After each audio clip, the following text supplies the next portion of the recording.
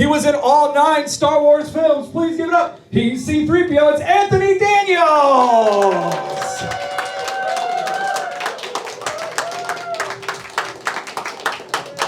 Good evening, Portland. I'll say that again. Good evening, Portland. How nice to almost see you here in the twilight. Somebody told me there was a cocktail here. Yes. Where? Yeah, before you're right over here. Waiting for you. It's waiting for. Have you all got one? Can I get you one? Oh, yeah, absolutely. Yeah. It's in a gold mug, I can see. Right, where, let me stand here, and then you can always see, look at that. You can always tell actors they find their light. Do you know what I mean? It's almost good. Right, good evening. I'm here for the first time in, is it 9 years? Christine, where are you?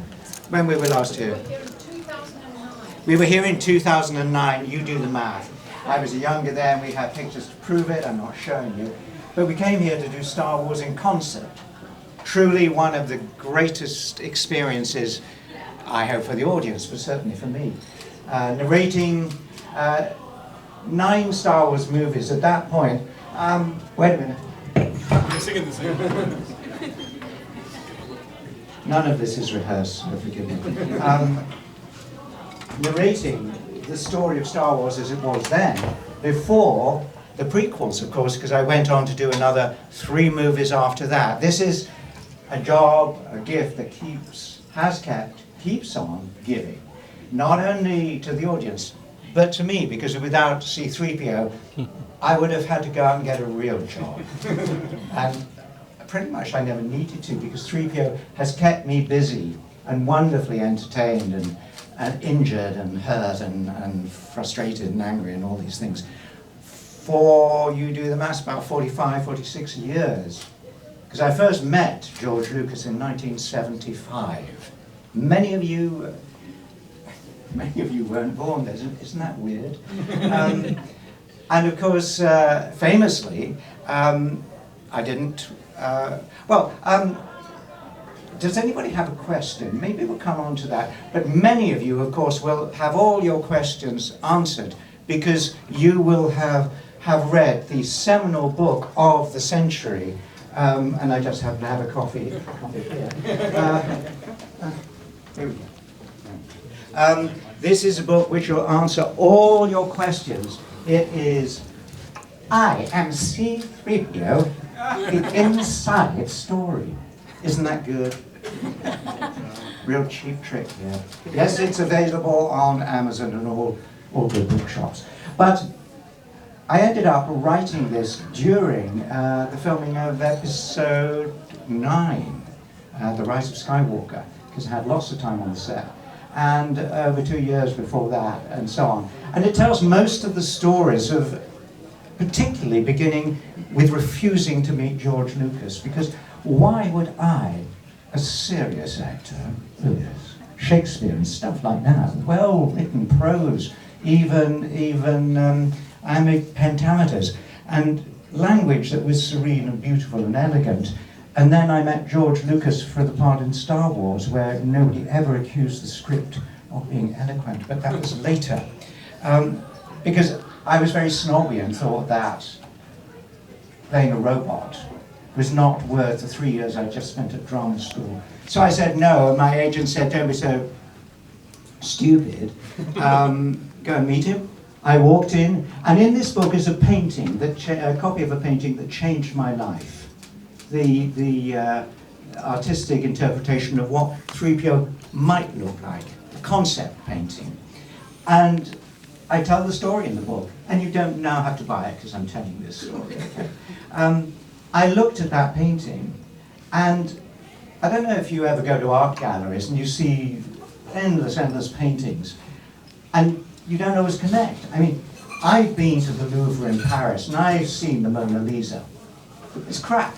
I mean, it didn't speak to me at all, whereas this picture of 3PO did. And it changed my life, and it's brought me to Portland here today. And I feel blessed, because in spite of all the horrors of playing this character physically and to some extent emotionally, I'm very fond of him. And I feel that many audiences are too, and that makes me feel good. And what also makes me feel good, when I come to something like Fan Expo, first of all, it takes me kind of around the world in events like this. So I get to go to interesting places. But one of the things I realized when I finally read my finished book, and I read it all in one go, I wrote every single word of it. But how often did I found I'd spoken about the fans, the people who go to see the film, who pay to go to see the films, who connect with them, who enjoy them and keep it all going. Because without them, there would have only been one film, because there was no thought that it was going to be a success. We all thought it was rubbish, Carrie and Mark and Harrison and me. We said the lines which were not poetic at all. But somehow George Lucas and some kind of space magic happened, and here we are. 9 films in the sagas, the trilogies, and then 2 others. Rogue One, which I adored being in, a rather peculiar film called, what's it called, Solo? Clone Wars. No, Clone Wars are fine. Yeah. Because when George eventually did agree or decide to keep my voice, because you have to imagine with my head inside this costume, you can't really hear what I'm saying. So all the words have to be put back on afterwards. And fortunately, because he did use my voice, I have done, I would say, hundreds of different projects, not just the movies, but always keeping 3PO in the right spirit, looking after him. I'm his spokesperson here on this planet. So if I'm involved, then you get the real thing. And 3PO for me is sort of a real thing. He's not me, he's somebody I know very well. I don't want to spend all my time with him, I will tell you that.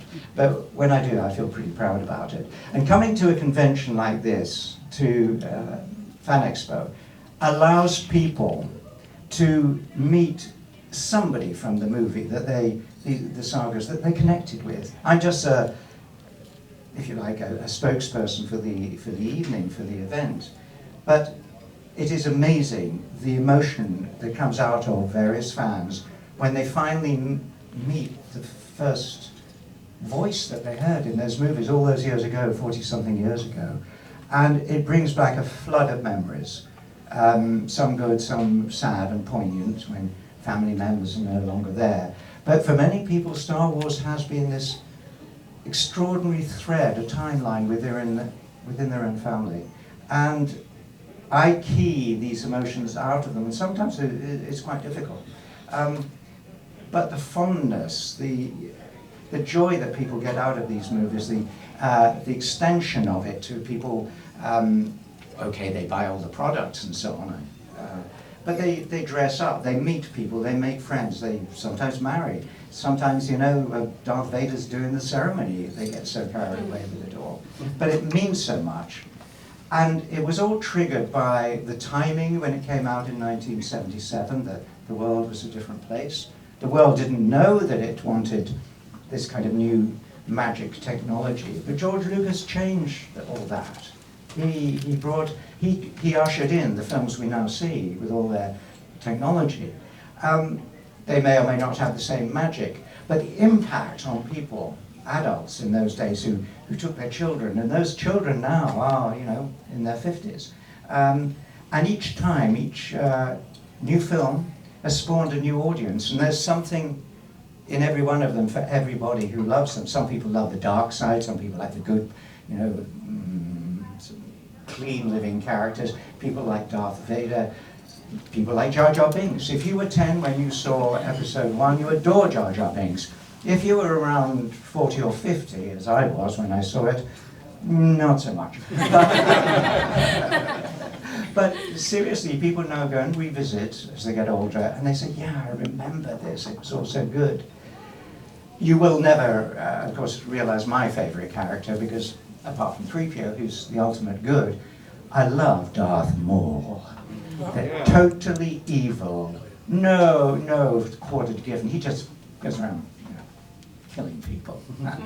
Shouldn't say that. But a wonderful performance by Ray Park, and not only his performance, the makeup, the costume. Trisha Bigger's wonderful sort of frock that she made for him. That when he did all his own stunts. And to see that costume whirl about. And then John Williams' music. And in my book, did I say I'd written? Oh, yeah, I've written a book.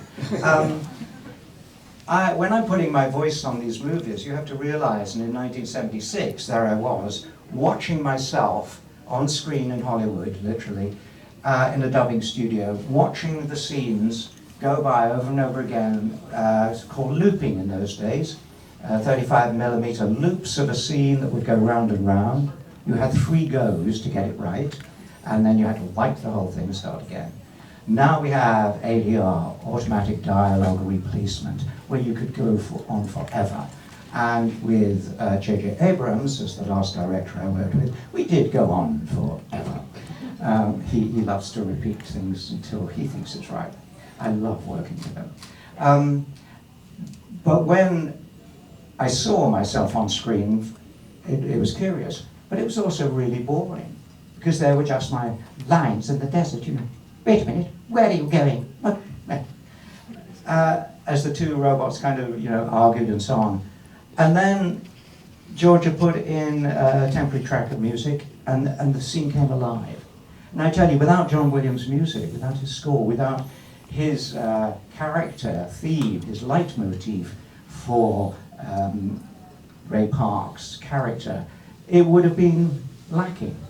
And I say that to say that sometimes you will have seen films of films.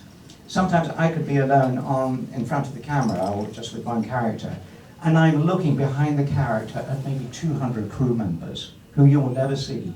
You'll see their names roll by quickly, you know, so their mothers can go, oh, look, you know, it's gone. But I'm a figurehead this evening for all the people that you never do see. And it's a combination. I talked about costume and makeup and character and the actor. And you have to think that for all the characters. And some of my favorites, of course, are the really weird characters that scuttle about and whatever. And often they will be puppeteered by a puppeteer who knows enough to get a character out of rubber and plastic and fabric and so on. So I am here to say, without being bidden to say, thank you from all the cast members and all the crew members over the years to whom you have given work. And the film industry is really a patron of the arts. It keeps so many industries going, whether you can imagine what it is. Does anybody, because I need a drink. Yes, we're going to do, Anthony, we're going to actually bring you over for some questions from our media guests. All right. But let's do a quick toast to everybody. Yeah, grab your drink there. All right, to our favorite droid, let's do a big cheers for Mr. Anthony Daniels. Cheers. Well, eventually I want to show the book and everything, so we'll get wide shot, but when we're talking, we'll probably probably about. Okay. So who's asking the questions? We'll both take turns. Okay, but you are my eye line. That is correct, yes. All right, I'm good to go whenever you are. Okay. First, talk a little bit about your book.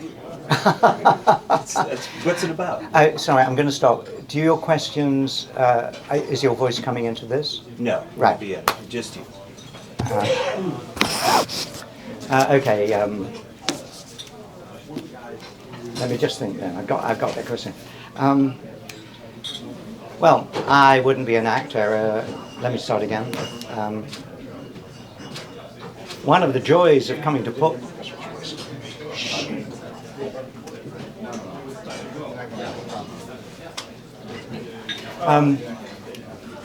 I am so happy to be in Portland because I can tell the fans here about my book. Yes, I am C3PO, the inside story. And some people who are going to come to Fan Expo will not have read the story of my life as C3PO. So they can come and see me live and ask questions, we'll have a panel and all that, and have fun. But this is the story of my life in 45 years of being in all the Star Wars movies.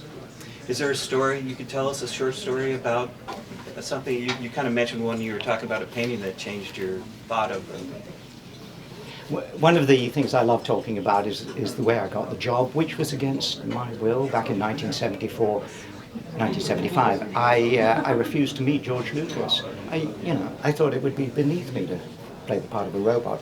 And then in his office, there was this painting by Ralph McQuarrie, a concept painting. I fell in love with the painting, and I'm here today after all these years. When you first movie came out, did you think it would have the lasting effect that it has on society and the whole country and the world? One of the stories I tell here is how Mark and Carrie and Harrison and I thought the whole concept of this silly script was ridiculous, that nobody would ever go and see these films. And of course, the audience, a few people saw it and then they rushed out, they got their friends back in 1977, and it has gone on reinventing itself, enthralling audiences. And how stupid were we? Congratulations to George Lucas. Let's focus here. Is there a fan story you have about you've gone a lot of these events and that's really touched you? And when I come to an event, like Fan Expo, I do get the opportunity to meet people who've seen the film when I wasn't there, and they get the opportunity to say how it felt. And for some reason, for some people it's been incredibly important. Some people in the military, for instance, in latter years have found the Star Wars story a refuge, as with children who were maybe going through bad times. The Star Wars was a world that they could disappear into, and so on. But one of the stories I love also on a kind of lighter side is, a boy and his father, and by now the boy is a man and telling me the story. They saw it in some place in winter, and when they came out, they got in the car and drove out into the snow. And the snow in the headlights was coming at them as though they had jumped to light speed. I never had that experience, but he did. Back for the first movie when you shot it, that costume was very uncomfortable. It sounded like it was just.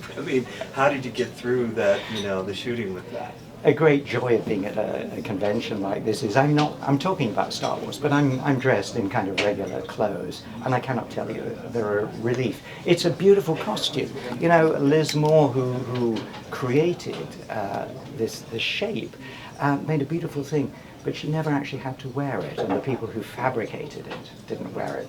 And it was a bit of a nightmare. It took 2 hours on the first day to put on in the desert, Tatooine. I was ready to go home. We were in a desert, there were no cabs, I had to stay. One of the curious things is, back then, it was very, very lonely because I was encased in it all day with no eye contact with anybody. I had R2-D2, my best friend, that didn't speak, didn't make any sound. I was talking to myself. It was a very isolating experience. And that made it all the better when I saw the finished film. And there is R2 with all these sounds made by Ben Burt, the sound designer, who won an Oscar, also for the lightsabers and so on.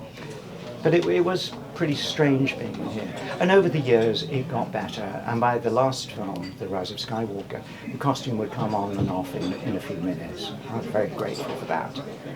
You worked with Alec Guinness. How was that experience with you? He was part of the first couple movies. People often say, who's your favorite actor? And of course, it's invidious to say him, her, because you're leaving somebody out.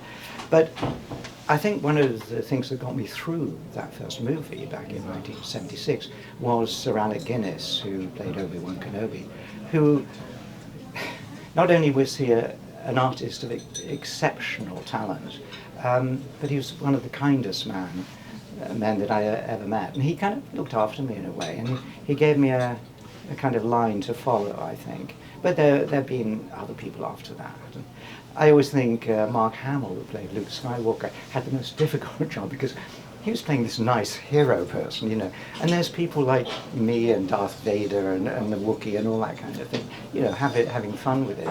And he, again, kept a very clear character going through all those movies. Dude, that's why my wife married me. She thought I looked like Mark Hamill when I was younger. I kid you not. She's a huge Star Wars Thanks, fan. guys. Thank you. Thank you. Is that it? Just sorry, one more real quick. Just because of COVID, we had a lot of these conventions were being canceled. Yeah. Now we're getting back into the full swing of things. How's it been attending these conventions again, getting back out there again, and meeting the fans again?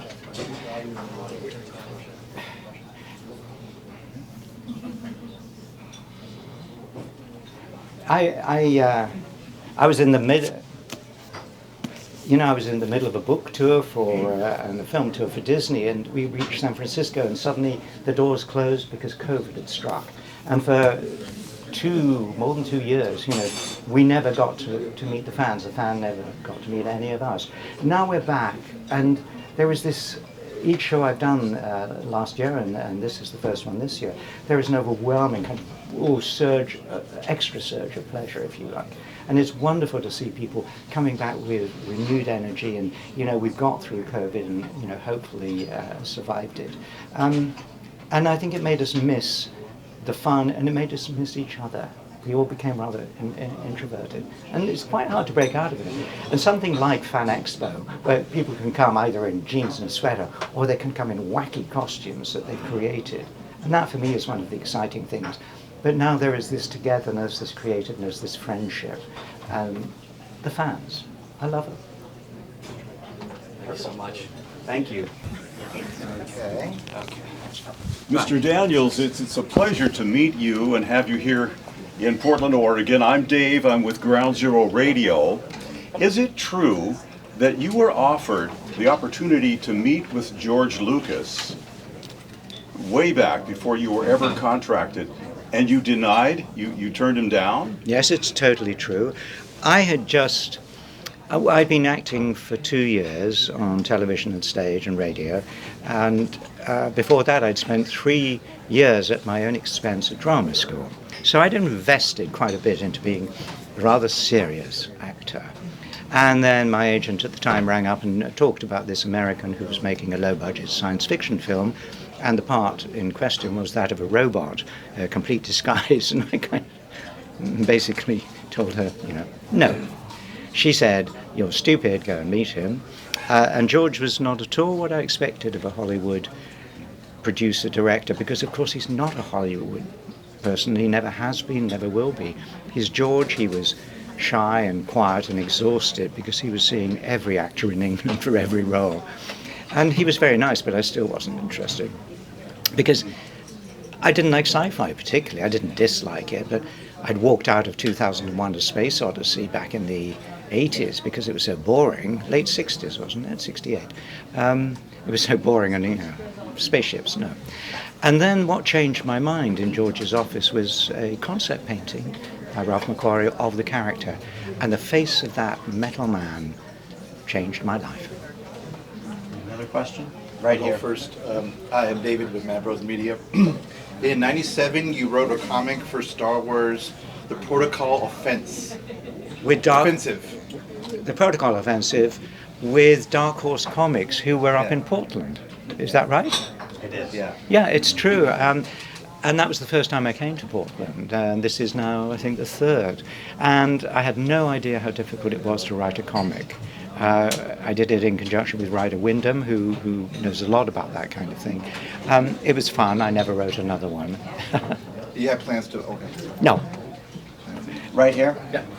Do I have plans for what? Another, to write any more comics? No, it was hard work. It was very difficult. It gave me a huge respect for what is, you might call, the graphic novel, because the designers, the artists, I think writing the story is the easiest bit. How you spread it literally across pages, how you move the reader's eyes to the next picture was a revelation to me, but not one I want to repeat. Okay. Hey, Uncle Dad here with Uncle Dad Socks. I'm just curious. There's this classic card that I own. It's the 1977 Topps error card. What's the story behind that? How did that error happen? Well, for those who have never seen this card, it was a legitimate picture taken of C3PO in the oil bath, which was one of the most curious pieces of filming I've ever done, because I was actually semi-submerged in vegetable oil. And what happened, Topps, who make these cards, they had fired somebody, they let him go, and this is the story I've learned, and he in kind of funny vengeance repainted the card, because what had happened was one of the legs had, the sticky tape had given out in the oil, and so this leg had dropped, and the kind of pan section had made the shape, which he then extended to make it look as if 3PO was unnaturally excited at being with Luke Skywalker, or indeed with R2-D2, and those rumors are utterly untrue. And yeah, it's a neat trick, and it took me a while to work out, but he had painted in an extension. I actually don't like it. I think it's rude and unpleasant to a great friend of mine. And, it's like somebody insulting your mother. You don't like it. Yeah. So I'm sorry to be a prude, but I have never signed one. If you see a signed one, it's a forgery, like many things you can buy are forgeries. And one of the great things about coming to Fan Expo is you can actually get a real signature from my hand, and know that it's real, rather than buying something on eBay where the odds are. Anyway, so sorry, I can smile, but no. And right here, last question. Hello, my name is Steven from It's Recording Time Media. What do you remember most about playing Legolas in the Lord of the Rings animated movie? Most people want to talk to me about Star Wars, and even I forget that. I think the first iteration of Lord of the Rings, not the book, was this very strange film, and I remember. It wasn't the greatest experience, and I remember when, but what was curious, that they didn't show me a concept painting of Legolas, Prince of the Elves. So I played it, and he turned out to be blonde, and I think I would have played it differently if I'd known he was blonde. All right. Thank you, everyone. Appreciate it. Thank you. Thank you again, sir. Beverages and food. Some of our artists are here as well, if you'd like to. Could I get a shot of your book? Absolutely. Whose is that? This thing is pursuing me. You can just set the book right up here like that. Do you want to? I don't know. Yeah, it's not part of it. Yeah, not part of mine, so I don't know. Doing now. Do you actually? Oh, could I get a shot of the picture that the story you told? Yeah, you need to come to. Okay, I'll open it towards you, and then you can zoom in. Yeah. Okay. Yeah. Okay.